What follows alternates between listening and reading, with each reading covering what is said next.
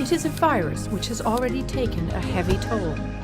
Avian influenza H5N1 is highly contagious to chickens. Millions have died. And it can jump to humans. As of mid-March 2008, there were 373 cases of avian flu in humans. 236 people have died, prompting fears of a pandemic.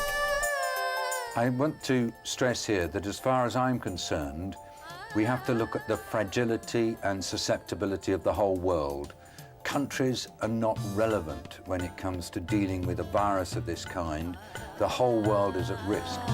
The fear is that the first flu pandemic of the 21st century will come at a heavy cost.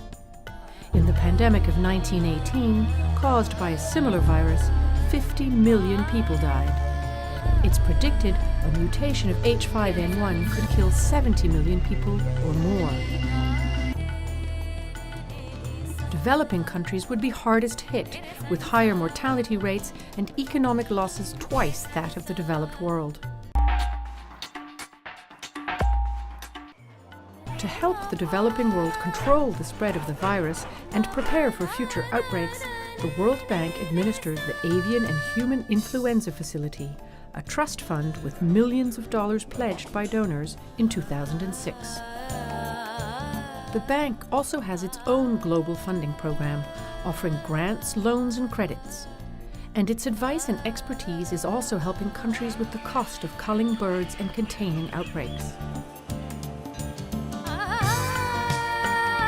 In South Asia, the disease was reported in poultry in Afghanistan, India and Pakistan in 2006.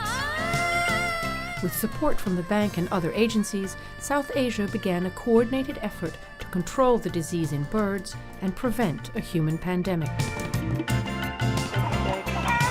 While that work began later than in other regions, it has been coherent. Today, South Asia is the only region where all countries, except the Maldives, have national strategy and preparedness plans and programs to identify funding sources. So there's a more focused response to outbreaks compared to a year ago. India has been at the forefront in the fight against avian flu, with educational campaigns in place. Munnu the rooster! He's a puppet, a puppet! 2 outbreaks were contained quickly. A third continues to spread.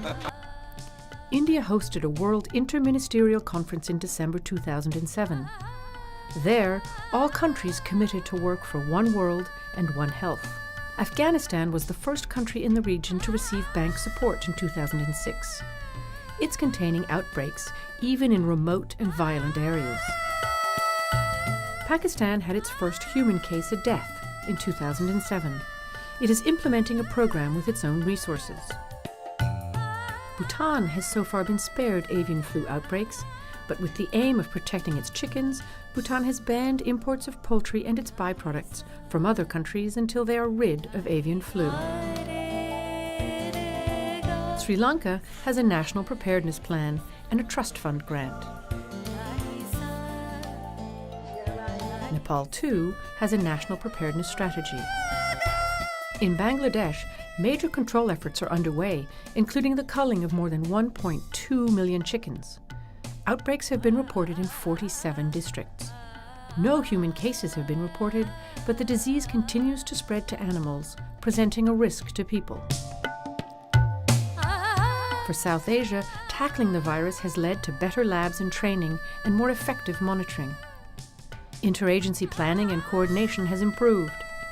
So too has cooperation between governments. Outbreaks are now detected quickly and efforts made to contain them. But vigilance is vital. Complacency carries the seeds of catastrophe, given the region's high population density and the importance of poultry in people's lives.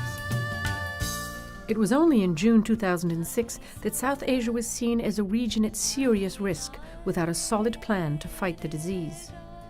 In 2 short years, and to the credit of bank country teams, the disease is being managed in large parts of the region, and the groundwork is being laid for ways to hold a pandemic at bay.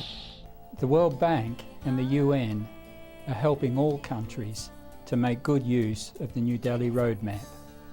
All countries should consider efforts such as those advocated by the Government of India. They will help protect poultry farmers' livelihoods and maintain national public health. They will also contribute to vital global public goods, pandemic preparedness and animal disease control. This is an area where the World Bank's South Asia teams can make an important contribution to the international community's agenda.